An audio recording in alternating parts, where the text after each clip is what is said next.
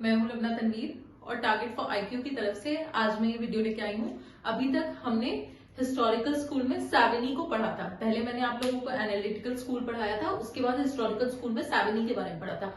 अभी हम पढ़ेंगे सर हेनरी मैन के बारे में। ठीक है, ये सेकंड इंपॉर्टेंट ज्यूरिस्ट हैं हिस्टोरिकल स्कूल के। सबसे पहले तो सैवनी थे, बहुत इंपॉर्टेंट, उसके बाद ये हैं हेनरी मैन। ठीक है, sir Henry man. Sir Henry man की अगर मैं बात करूं तो इन्होंने एक कंपैरेटिव स्टडी की है। मतलब ये इंडिया में भी रह चुके हैं, लेजिस्लेटिव काउंसिल के मेंबर, और इंडियन और रोमन लॉ सबकी कंपैरेटिव एक इन्होंने स्टडी की और कंपैरेटिव स्टडी करके इन्होंने अपने कॉन्सेप्ट्स को दिया है। ठीक है, कंपैरेटिव स्टडी मतलब तुलनात्मक अध्ययन किया है। ठीक है, तो अक्सर ये क्वेश्चन आ जाता है कि विधि शास्त्र में तुलनात्मक अध्ययन किसने किया है, कंपैरेटिव स्टडी किसने की है, तो वो सर हेनरी मैन जो है ऐतिहासिक विचारधारा के हिस्टोरिकल स्कूल के, उन्होंने ही की है। ठीक है, तुलनात्मक अध्ययन हेनरी मैन के द्वारा किया गया था और इसी कंपैरेटिव स्टडी से उन्होंने बहुत सारे अपने कॉन्सेप्ट्स दिए थे। ठीक है, इन्होंने कहा था कि लॉ के डेवलपमेंट के, विधि के डेवलपमेंट के 4 स्टेजेस होते हैं। ठीक है, 4 इन्होंने स्टेजेस बताए हैं, जिसमें फर्स्ट स्टेज होता है divine law, second customary law, third priestly class, जो priestly class as sole repository of customary law, और फोर्थ कोडिफिकेशन। मतलब कि इन्होंने कहा कि 4 स्टेजेस होते हैं। पहला स्टेज कौन सा होता है, डिवाइन लॉ। ठीक है, शासक द्वारा बनाए हुए कानून। मतलब कि जो डिवाइन लॉ है, मतलब डिवाइन लॉ किसको कहा उन्होंने, जो भी राजा होता था, जो भी शासक होता था, वो कानून बनाता था। ठीक है, और देवी न्याय की जो देवी के द्वारा उसे पावर दी गई थी, ठीक है, जो भी गॉडेस थी उनके द्वारा उसे पावर थी कि वो लॉ को बनाए। ठीक है, वो लॉ को बनाता था और लोग उसे मानते थे। ठीक है, तो वो फर्स्ट जो स्टेज उन्होंने बताया वो बताया कि डिवाइन लॉ। सेकेंड स्टेज में उन्होंने बोला कस्टमरी लॉ। ठीक है, कस्टमरी लॉ बताया कि सेकेंड स्टेज आता है प्रथागत कानून का। मतलब कि लोग डिवाइन लॉ जो भी होता था, जो भी राजा कानून को बनाता था, जो भी उसका आदेश होता था, उसको एज अ कस्टम लोग मानने लगे थे। ठीक है, कस्टमरी लॉ था सेकेंड स्टेज में, प्रथागत कानून की तरह उसको, विधि को माना जाता था। ठीक है, थर्ड स्टेज क्या था, थर्ड स्टेज में प्रीस्ट क्लास की बात की है। मतलब कि पुजारियों के हाथ में जो है वो विधि का ज्ञान चला गया। ठीक है, कानून का ज्ञान पुजारियों के हाथ में है। मतलब कि उन्होंने रिलीजन को इम्पोज करने की कोशिश की, प्रीस्टली क्लास जो थे। ठीक है, उन्होंने रिलीजन को उसमें इम्पोज किया लॉ में। ठीक है, धर्म को लेके आए। वो एक तरह से जो लॉ मेकिंग पावर थी वो प्रीस्टली क्लास के पास चली गई थर्ड स्टेज में। ठीक है, फिर उसके बाद चौथे स्टेज में उन्होंने कोडिफिकेशन की बात की, संहिताकरण की बात की। मतलब कि प्रीस्टली मतलब जो पढ़े लिखे लोग थे, पढ़ा लिखा वर्ग था समाज का, वो सामने आया और उसने प्रीस्टली क्लास के क्या ऑब्जेक्शन किया और विरोध किया, और उसके बाद उन्होंने लॉ के कोडिफिकेशन किए, लॉ के कानून के संहिताकरण की बात की और लॉ को कोडिफाई किया गया। ठीक है, तो ये 4 स्टेजेस थी। पहला डिवाइन लॉ, ठीक है, राजा के द्वारा जो कानून बनाए गए। दूसरा कस्टमरी लॉ, प्रथागत कानून की तरह उसे मानने लगे। तीसरा प्रीस्टली क्लास के पास कानून बनाने का अधिकार चला गया, और उसके बाद फिर कोडिफिकेशन, संहिताकरण, जो भी पढ़े लिखे लोग थे सामने आए, उन्होंने प्रीस्टली क्लास का विरोध किया और फिर कानून का संहिताकरण हुआ। तो हेनरी मैन के हिसाब से ये 4 स्टेजेस हैं डेवलपमेंट के लॉ की। ठीक है, उसके बाद वो कहते हैं कि सोसाइटी, कोई भी सोसाइटी जो तुलनात्मक अध्ययन उन्होंने किया, कंपैरेटिव स्टडी की, इंडियन लॉ, रोमन लॉ, हर जगह की, तो उन्होंने कहा कि हर जगह 2 तरह की सोसाइटी होती है। ठीक है, एक होती है प्रोग्रेसिव सोसाइटी, दूसरी होती है स्टैटिक सोसाइटी।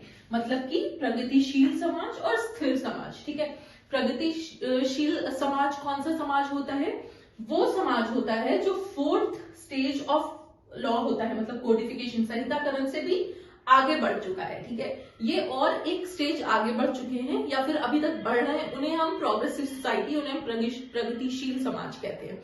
और वैसे समाज जो कि 4th स्टेज तक आके कोडिफिकेशन के बाद वो रुक गए, ठीक है, जो कि यहाँ पे आके रुक जाते हैं, तो उनको हम क्या कहते हैं, उनको हम स्थिर समाज कहते हैं, स्टैटिक सोसाइटी कहते हैं। मतलब कि 4 स्टेजेस ऑफ डेवलपमेंट की बात की उन्होंने। चौथे स्टेज के बाद भी अगर कोई सोसाइटी आगे बढ़ रही है तो उसे उन्होंने नाम दिया है प्रोग्रेसिव सोसाइटी का, प्रगतिशील सोसाइटी का।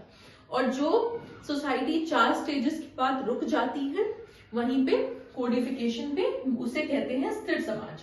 ठीक है, अब जो प्रोग्रेसिव सोसाइटी बढ़ रही है तो वो कैसे बढ़ रही है ये बात आती है। ठीक है, तो वो लेजिस्लेशन, इक्विटी और लीगल फिक्शन के साथ आगे बढ़ रही है।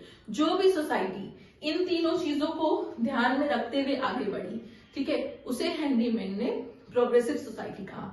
लीगल फिक्शन मतलब विधिक परिकल्पना, इक्विटी न्याय सम्य और लेजिस्लेशन विधान। ठीक है, इन तीनों चीजों को लेकर अगर कोई सोसाइटी आगे बढ़ी तो उसे हेनरी मैन ने क्या नाम दिया? प्रगतिशील समाज का नाम दिया। ठीक है, ये फिर आगे बढ़ तो गई ये तीनों चीजों को लेकर, लेजिस्लेशन, इक्विटी और लीगल फिक्शन, लेकिन अब वो कह रहे हैं कि जो सोसाइटी का मूवमेंट हो रहा है ना, वो कैसा हो रहा है?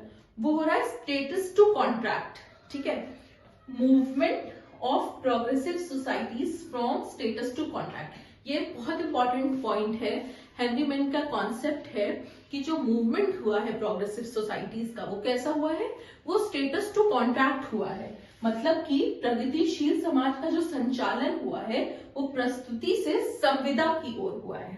कैसे हुआ है? प्रस्तुति से संविदा की ओर, फ्रॉम स्टेटस टू कॉन्ट्रैक्ट। मतलब कि इसका मतलब क्या है? मतलब ये है कि ये हेनरी मैन जो सोसाइटीज की बात कर रहे हैं वो बहुत प्रिमिटिव सोसाइटी, वो 1882 के टाइम की जो सोसाइटीज, प्रिमिटिव सोसाइटीज होती थी। तब हमारी फैमिलीज जो पैट्रियार्कल फैमिलीज होती थी, ठीक है, हेड ऑफ द फैमिली का कॉन्सेप्ट होता था, जिसमें हेड ऑफ द फैमिली जो था वो ही रूल बनाता था, उसी के अंडर सब लोग आते थे।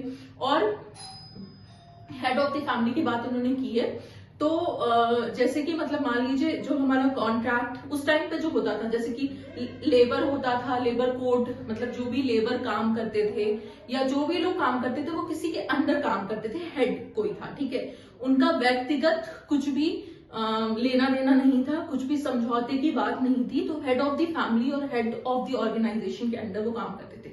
ठीक है, तो एक स्टेटस प्रस्तुति की बात थी, मतलब स्टेटस था, पोजीशन थी। हेड ऑफ द फैमिली क्या था? स्टेटस था, पोजीशन थी। लेकिन बाद में जैसे जैसे सोसाइटी डेवलप हुई तो वो हेड ऑफ द फैमिली कैसे, कहां पे गई? वो कॉन्ट्रैक्ट की तरफ, संविदा की तरफ। मतलब लोगों ने व्यक्तिगत समझौते की बात की। ठीक है, लोग आगे आए, लोगों ने ऑब्जेक्ट किया और लोगों ने अपने राइट्स की बात की। पहले विमेन राइट्स की भी कोई बात नहीं होती थी।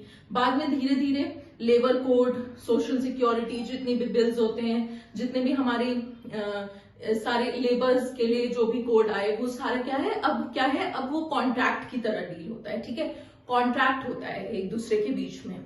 ठीक है, तो उसको हम कहते हैं स्टेटस टू कॉन्ट्रैक्ट। ठीक है, उसी सोसाइटी को हेनरी मैन ने क्या कहा? स्टेटस टू कॉन्ट्रैक्ट, मतलब प्रस्तुति से संविदा की ओर। ठीक है, लेकिन बाद में फिर क्या होता है? अब की सोसाइटी में क्या हो रहा है? अब रिवर्सल हो गया। अब रिवर्सल हो गया। ठीक है, अब क्या हो रहा है कि पूरा कोड बना दिया जा रहा है, पूरा लॉ बना दिया जा रहा है और उसी लॉ के अकॉर्डिंग इंडिविजुअल गवर्न हो रहे हैं। ठीक है, स्टेटस जो है इंडिविजुअल का, हम वापस से संविदा से प्रस्तुति की ओर जा रहे हैं। मतलब स्टेटस कैसे गवर्न हो रहा है? उन लॉ से हो रहा है, जो एक लॉ बना दिया गया। ठीक है, व्यक्तिगत या इंडिविजुअल जो डिफरेंसेस है उसकी बात नहीं हो रही है। ये अब हो रहा है कि एक लॉ है, उसके अकॉर्डिंग ही आपको काम करना है। तो वो कॉन्ट्रैक्ट टू स्टेटस की ओर हम वापस जा रहे हैं। तो ये पूरा कॉन्सेप्ट था। 4 तरह से डेवलपमेंट होता है। पहला divine law, customary law, then priestly class, फिर कोडिफिकेशन। ठीक है, 2 तरह की सोसाइटी होती है, प्रगतिशील और स्थिर, प्रोग्रेसिव एंड स्टैटिक।